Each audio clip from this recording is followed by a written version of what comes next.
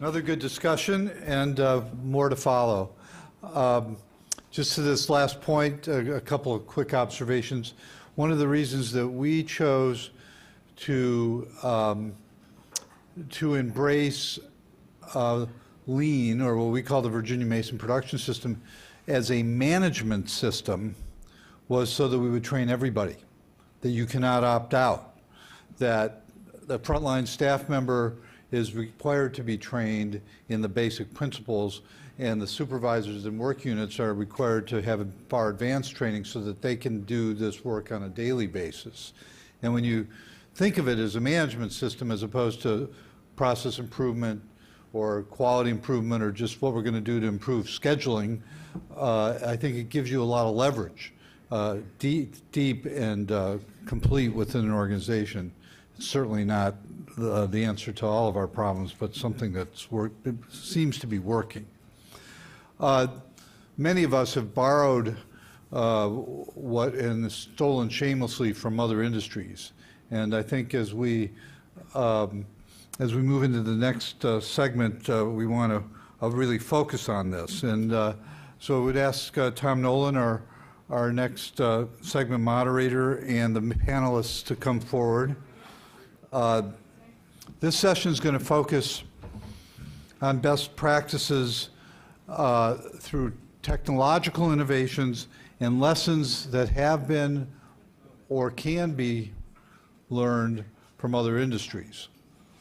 And so Tom will introduce his panelists, but I'm going to introduce Tom. And it's a pleasure to do so. Tom Nolan is someone I've come to know over the past several years through our mutual work with IHI, the Institute for Healthcare Improvement.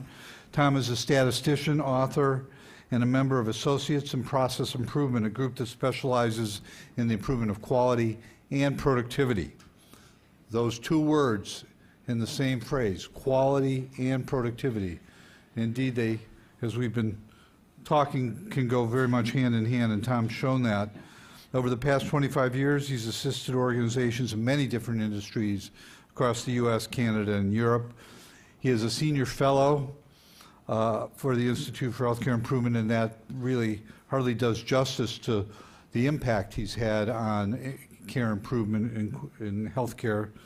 At IHI, he's guided the research and development function and led several of IHI's strategic international initiatives, including the Triple Aim. His healthcare experience includes helping integrate systems, hospitals, and practices to accelerate the improvement of quality and the reduction of cost. Doctorate in statistics from George Washington, and is the author of 3 books.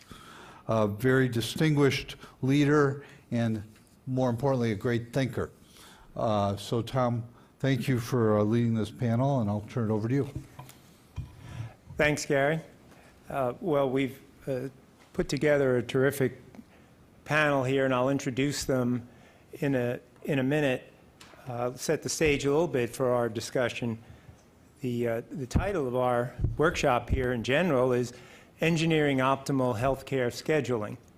We've had some tremendous conversation so far today, but we could perhaps paraphrase that to say using scheduling of supply and capacity to optimize patient experience and reduce waste. So I think in other industries that are leaders in optimizing customer experience and reducing waste, they use scheduling, sophisticated scheduling, as a means to accomplish those aims, and that's important. It takes some technical approaches, though, to use scheduling as an intervention, and the panel will address some of those issues. But I'll give you just one example before I introduce the panel. On the subway coming down to the meeting, I was reading an article about an global agribusiness company that was helping their customers be good schedulers. What they had done, well, it turns out there's 30 million agricultural plots in the United States by some definition. They had collected satellite data and other data on climate, soil moisture, temperature, and weather for each of those plots on a 10 by 10 meter resolution. What they then did was put together an app in which a farmer could hit the app and say, here's your soil temperature, and make, among other factors, make a prediction on when they ought to plant the seeds they were buying and when they ought to put pesticides down, because those things affect when the insects hatch, when the seeds would most germinate, and so on. So they were using information, putting it in the hands of their customers. What was their aim? Their aim was, with sophisticated scheduling, or at least knowing the details, they could increase their yields, reduce the amount of pesticides they were doing, and essentially eliminate waste. So there's an example, I think, of what we would strive for in this work. How do we use scheduling to accomplish the aims of what we're trying to do? So we'll have some discussion by our panelists, and then we'll have plenty of time for open discussion as we've had. We'll start with Wes Walker, and he'll talk about some IT tools. He's currently Chief Medical Officer of the Eastern Region for Cerner Corporation, and his bio, as are the others, are in there. Besides having experience as a medical executive, he's also contributed to some IOM work, including a discussion paper on return on information, a standard model for assessing institutional return on electronic health records. Then we'll hear from Zelda Zabinski. Zelda is a PhD and professor at the Department of Industrial and Systems Engineering. She'll talk about operations management techniques.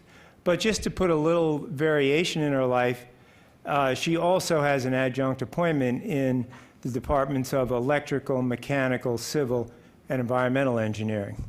She's worked in industry and will talk to us a bit about her experiences in healthcare.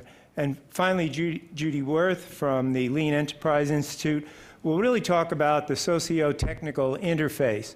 As we're applying some of these technical issues, it does have effect on people working in these systems who are expecting to change, and she'll give us some ideas there. So I'll turn it over to Wes.